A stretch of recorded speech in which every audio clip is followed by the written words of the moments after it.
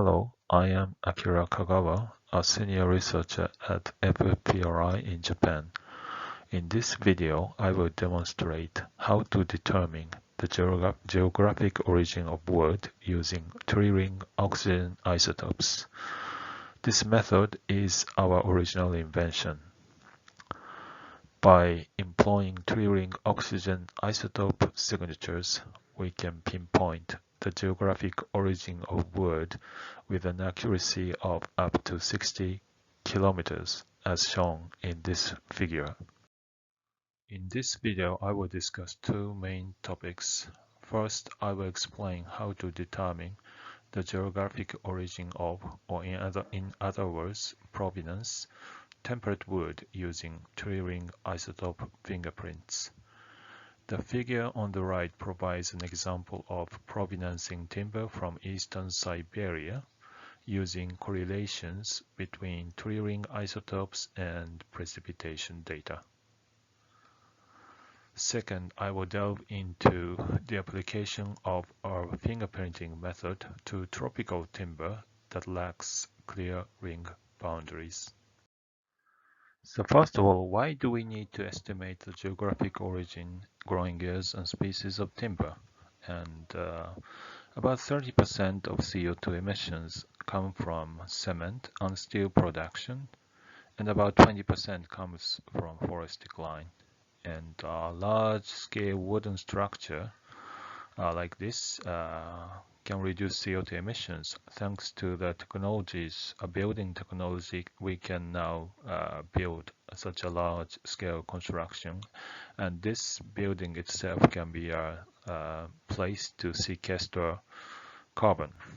And the rising world population, like in India, we can expect that the increase in the timber consumption in the world. So we need to think about how to use the limited timber resources sustainably. And if we could estimate the geographic origin, growing years, and species of wood at low cost, then we can promote use of sustainable timber throughout the world. This figure illustrates the decline of forests worldwide.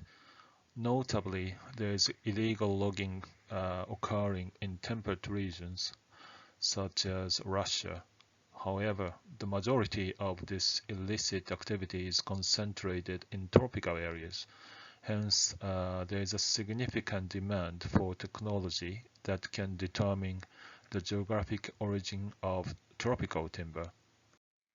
What is the cheapest way to identify the geographic origin of wood? I think it's a microscopic identification. By examining the anatomical structure of an unidentified wood, you can determine its species, and this allows you to estimate the general geographic origin based on the distribution of the identified species. This should be the initial step, as it's the most cost-effective and the quickest method to narrow down the wood's origin. Through microscopic observation, you can usually identify the timber species down to the genus level. And for example, this is the distribution of the genus Pinus, pine trees.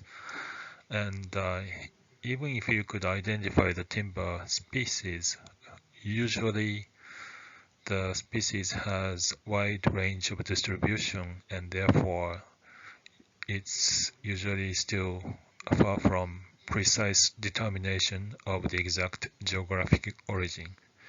And that's why we need something more. This map displays the seasonal variations in oxygen isotope ratios of precipitation worldwide. Oxygen isotope ratios are higher in the tropics, and lower it decreases with increasing latitude. In the tropics, the isotope ratios are higher during the dry season and lower during the rainy seasons. If we could visually observe oxygen isotope ratios, a stem disk would appear like this with distinct concentric color stripes characteristic of its geographic origin.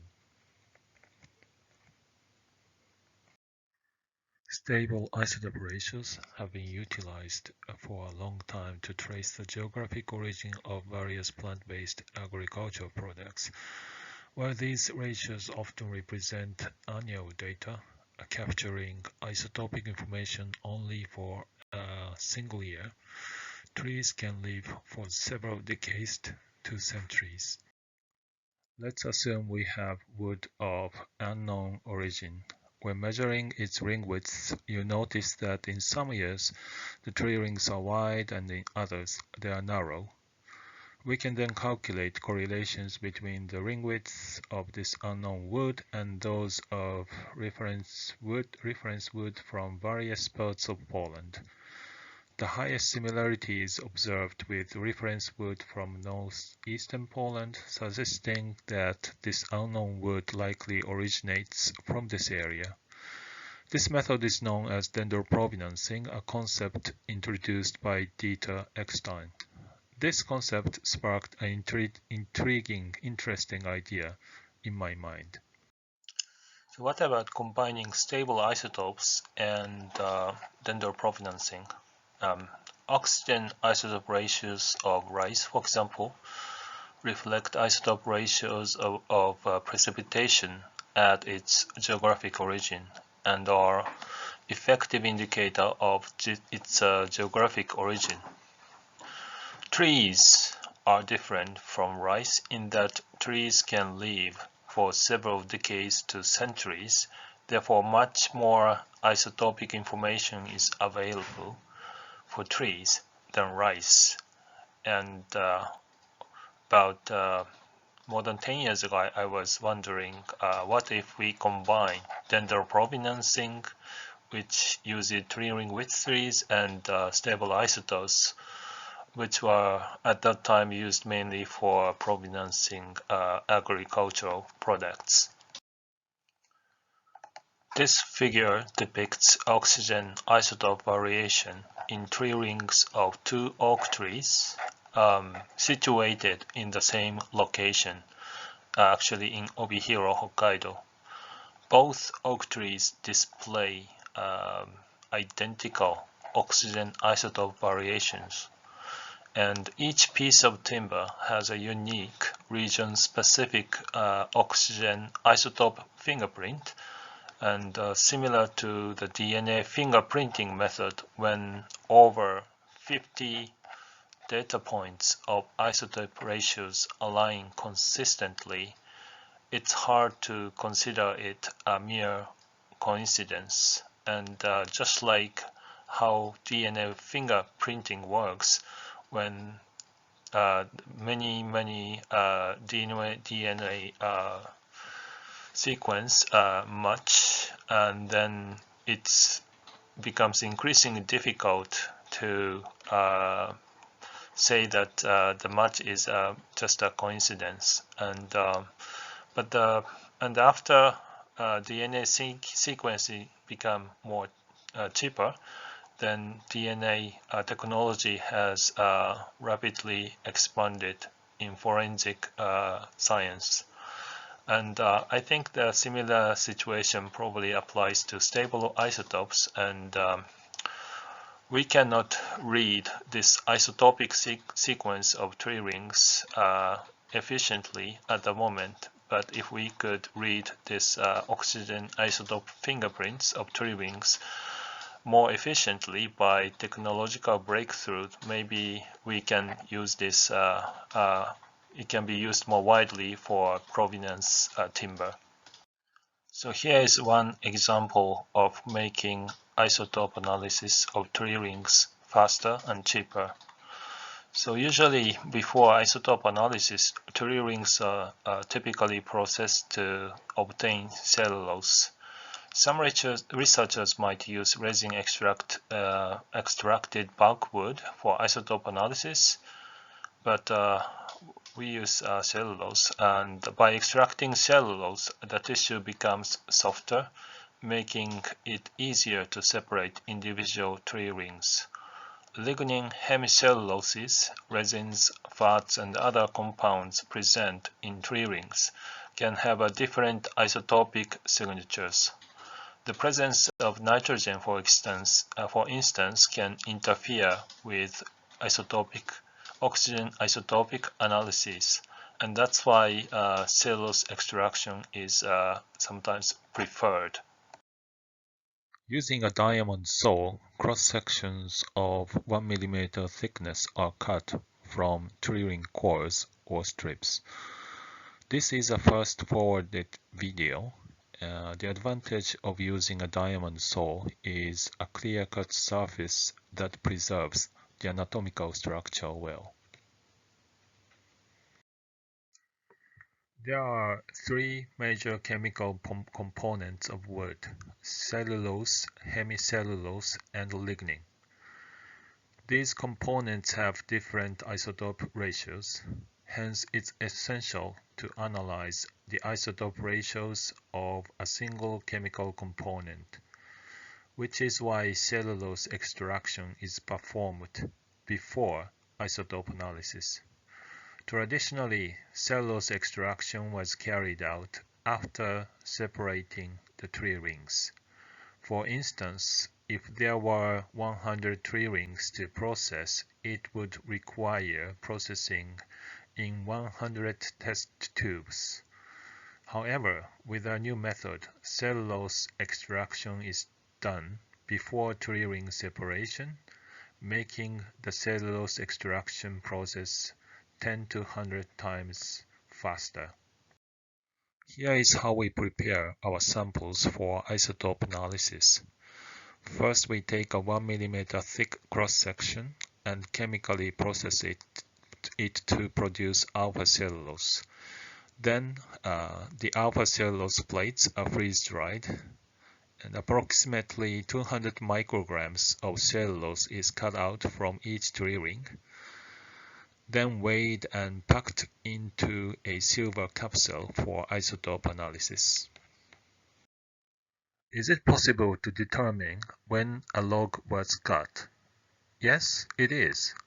In this slide, I will outline the method to estimate the years of tree ring formation in unidentified wood.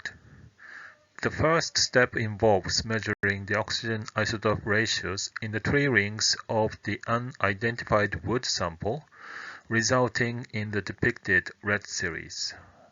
This series is then compared to a blue reference series by shifting the red series back and forth. A correct match is indicated by the highest correlation coefficient, which only occurs when the tree ring formation years align correctly. As illustrated, the tree rings of the unidentified wood sample were formed between 1972 and 2006.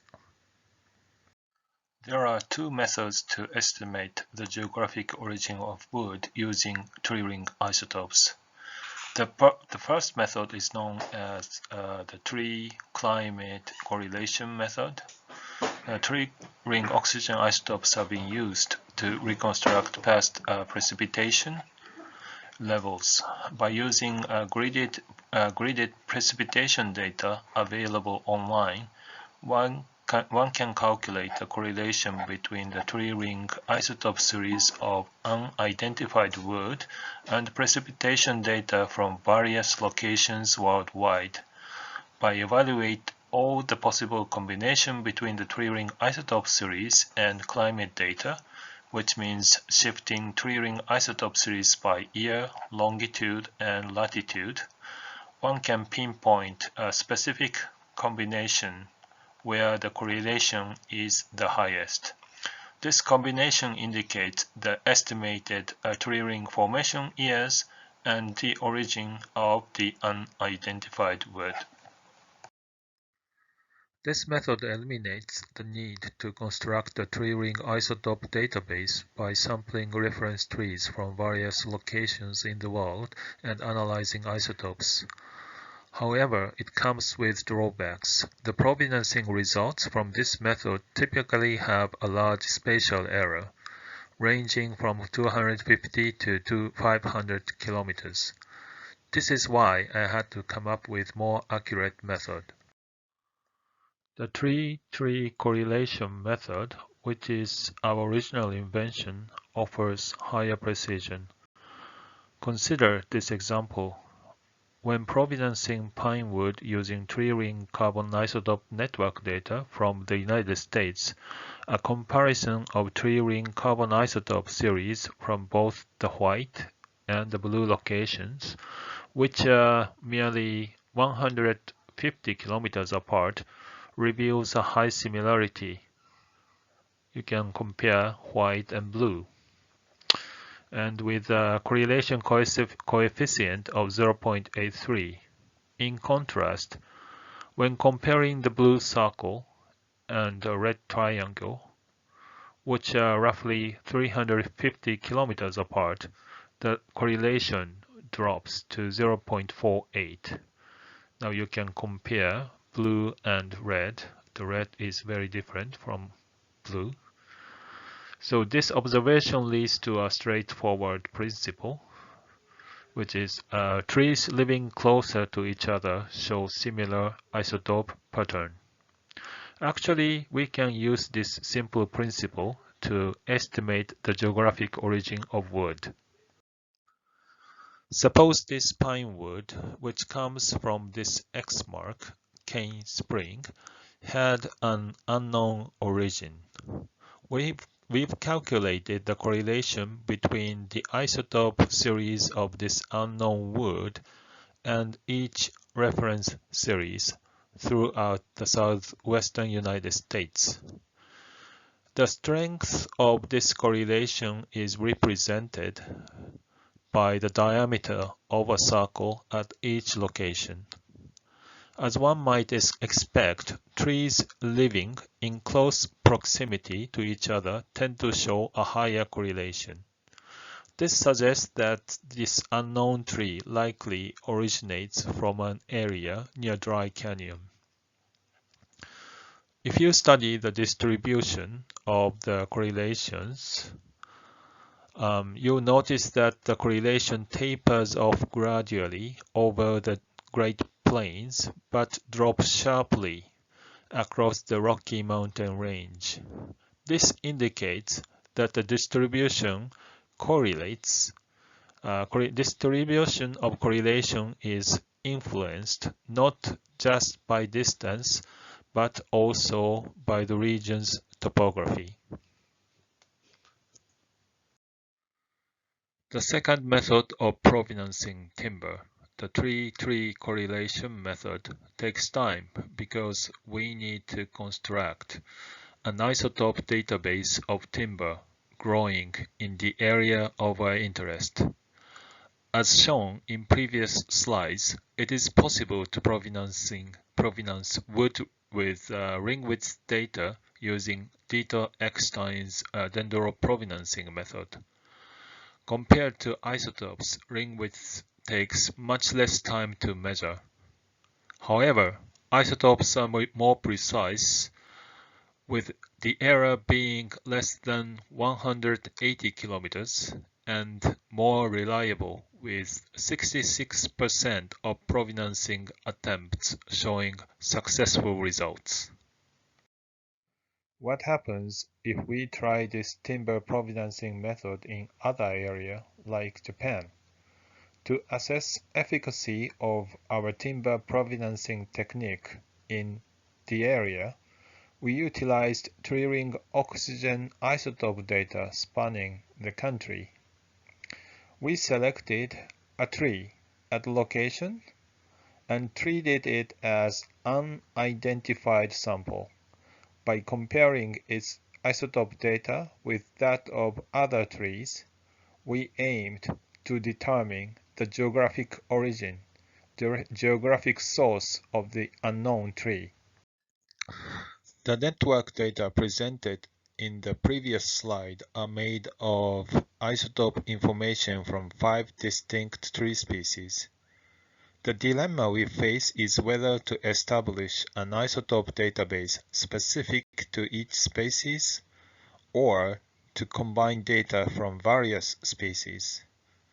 Fortunately, tree-ring oxygen isotope variation exhibit consistency not only within species but also across three different species. This implies that, for instance, we can use data from large trees to potentially cross-date and determine the provenance of pine trees. Let's say that the oak wood from X, the point X is wood with an unknown source. The diameter of each circle denotes the degree of correlation between the isotopic signatures of unidentified wood and the reference samples from various locations. The location corresponding to the largest circle here suggests the most probable origin of unknown wood. So here is another example of provenancing oak wood with successful results. This time we assume oak wood from this location X, which is Furano, as wood of unknown origin. We calculate the correlation of isotope fingerprints between the unknown and reference series, and again we observed the largest correlation here, and as you can see the actual origin matches with the estimated origin. And here is an example from Obihiro, again a successful provenancing, and as you can see that we could tell the oak wood from these three different locations, which is about 60 kilometers away from each other. So with this case study in Hokkaido, we could estimate the geographic origin of oak wood at the resolution at an accuracy of 60 kilometers. So this is an example of provenancing a cedar tree from Yakushima Island here. So the actual origin is here, but the largest correlation with this tree was observed at here. So provenancing was unsuccessful. It's a failure. But when we look at unsuccessful provenancing results, we notice that the correlation, the radius of the circle is small, so correlation is low, and sometimes the provenancing with low correlation often actually shows unsuccessful results. So I think this is the most important slide of this video, the whole video. And so this figure shows provenancing success, failure, and the confidence level. And when the confidence level or correlation is higher, the provenancing results are always successful, which means always correct. But when the correlation is weak or the confidence level is low, then we have some unsuccessful results, or in other words, provenancing results were wrong. And so by setting a certain threshold of confidence level P, we can always make sure that we can always get successful results. And if you want to use tree-ring isotope fingerprinting technique to prove that somebody is guilty, if you want to use this result as an evidence at the court of law, I think we have to be always correct. Just like in when DNA fingerprinting is used as a very reliable proof. We need a lot of data, and we need to have a high confidence level. And I think just like DNA fingerprinting, when we want to use isotope fingerprinting, this point is very important. So I would like to explain the difference between EU and our provenancing method. And EU method uses one isotope data per element by measuring the averaged value of many tree rings. And the advantage of this method is it's fast and it can be done at low cost, but it's good for entry-level testing. But instead it can generate low confidence results because it's the number of data is fewer. But our method uses many data points. By separating each tree ring and measuring isotope data of each ring, we can generate multiple isotope data and more than 30 data points. And this method is time consuming and it comes at high cost, but accuracy of provenancing can reach 60 kilometers, and the possibility of false provenancing becomes almost zero. So if we want to use this as a proof at the court of law, this is very advantageous. In humid regions like in Japan or in East Asia in general, we have rainy season in June, July, and so trees grow in a very humid conditions at some time in this period. And in our recent tree physiological study, we have discovered that the trees actually absorb water also from not only from roots but also from leaf surfaces, and this oxygen and hydrogen of this water absorbed by leaves becomes oxygen and hydrogen of cellulose in wood. And therefore, we think timber from humid regions have coherent oxygen and hydrogen isotope fingerprints. And this might be explained by larger portion of oxygen and hydrogen in wood originating from foliar absorbed water.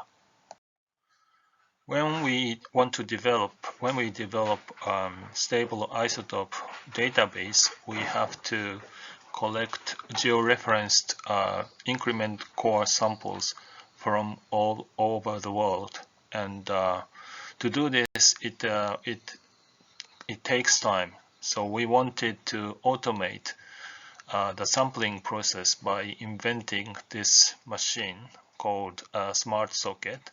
And it is a relatively affordable price, and by using these devices and by making tree score samplings more efficient, we can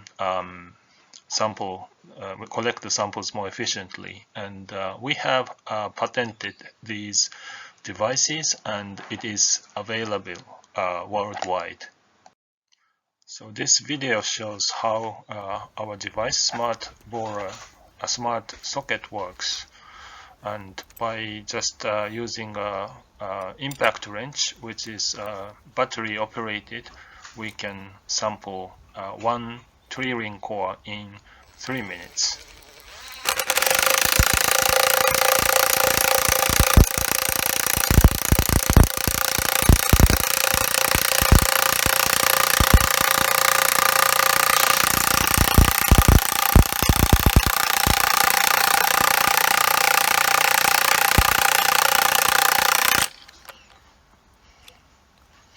So inserting increment borer is finished, and then we have to connect the handle and insert the extractor, and we have to do this part manually, and then counterclockwise 180 degrees to extract the tree ring core. And you can also reverse the increment borer by using our device.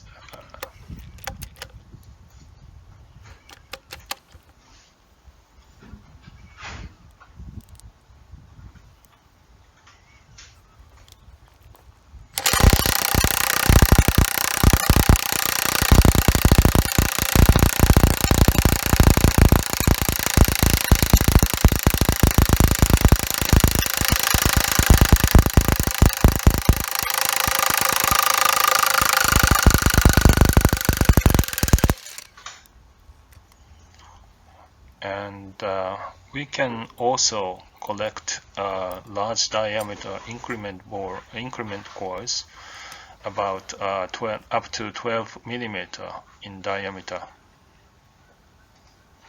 And this shows how many tree-ring cores can be sampled using one battery. And this is the larger version.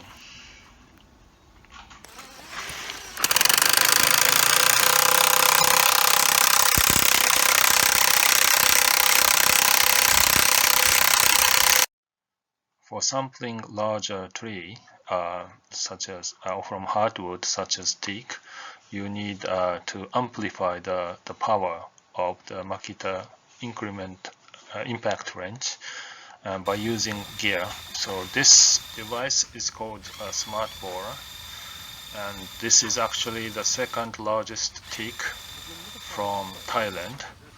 And by using this device, we can also sample a large diameter tree core from hardwood.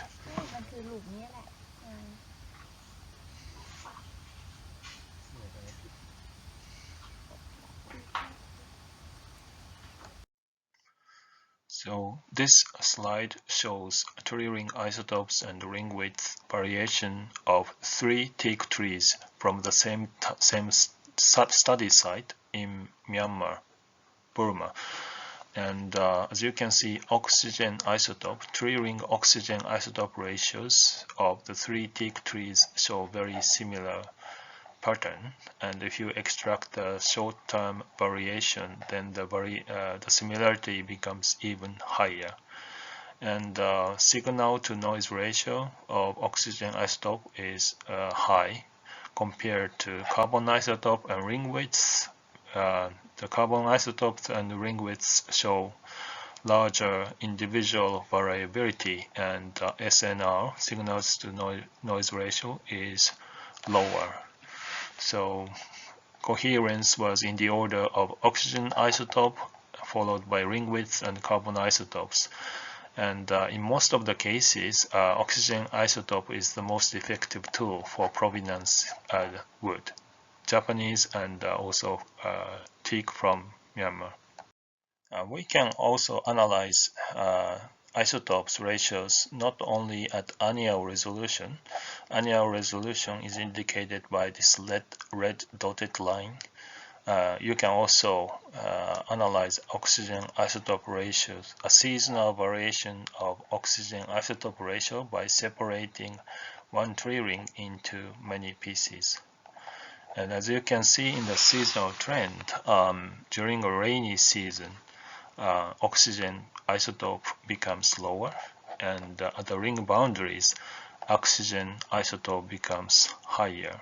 And so oxygen isotope ratios of tropical trees show clear seasonality, and this is the result from teak wood from Java in Indonesia. What about other tree species in tropical areas? Not like teak, most of the tropical timber doesn't have a clear tree ring boundaries, and if you analyze isotope ratio at annual resolution, you don't see much of the variation with the tropical species. But if you separate one tree ring into many pieces, you can start seeing seasonality in the isotope variations, just like that we have observed with teak tree from Indonesia. And by analyzing intra-annual seasonal isotope variation, we can detect the ring boundaries, and we can perhaps cross-date the tropical trees without clear ring boundaries, such as monkey pod tree. This tree comes from Indonesia. So with the project with ITTO, we are now studying trying to provenance teak wood from Panama. And if you look at the forest decrease in Panama, the forest decrease is most serious, or illegal logging is most serious in the eastern part of Panama, which is called Darien province. So we have sampled teak trees from the eastern part of Panama, where illegal logging is the most serious, and we selected 2 teak trees, and we sampled 2 tree-ring cores from opposing directions from each tree, and then we measured oxygen isotope ratios of tree rings from all the 4 cores. And as we expected, there was similarity between the 2 cores sampled from the opposite direction, so you can compare the solid line and dotted line, and that is something we were expecting.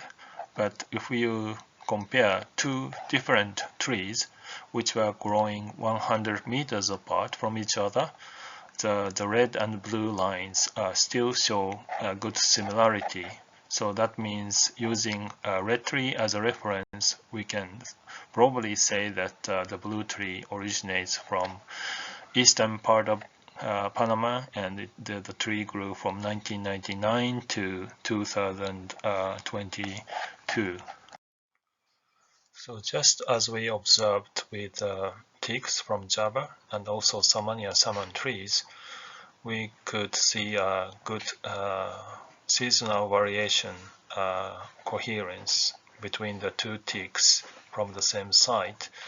So the 2 teak trees, the red one and blue one, showed very similar seasonal oxygen isotope pattern, suggesting the possibility of using seasonal oxygen isotope variation for provenancing and dating tree species like Dalbergia, which doesn't have a anatomically clear ring boundaries. So here are my conclusions. For provenancing wood, we found that oxygen isotope analysis was more effective than using carbon isotopes or ring widths. With the isotope dendroprovenancing method, we were able to accurately determine the geographic origin of oak wood from Hokkaido with a 60-kilometer precision and at a high level of confidence. Application of this method to tropical timber necessitates isotope analysis at seasonal resolution. For broader usability, there is a need to automate the isotope analysis to enhance efficiency. Finally, I would like to thank International Tropical Timber Organization for funding this project in Panama to provenance teaks, and people of Ministry of Environment in Panama helped us to do the field work there to collect tree-ring cores of teak. And JSPS and the other funding agency also helped to develop our provenancing method. And finally, Stephen Levitt, University of Arizona, offered the tree-ring carbon isotope network data. With this data, I could come up with a new method of provenancing timber using tree-ring isotopes. And if you have comments, questions, or if you would want to request us to provenance timber, from anywhere, any part in the world, please feel free to contact me. Thank you for your attention.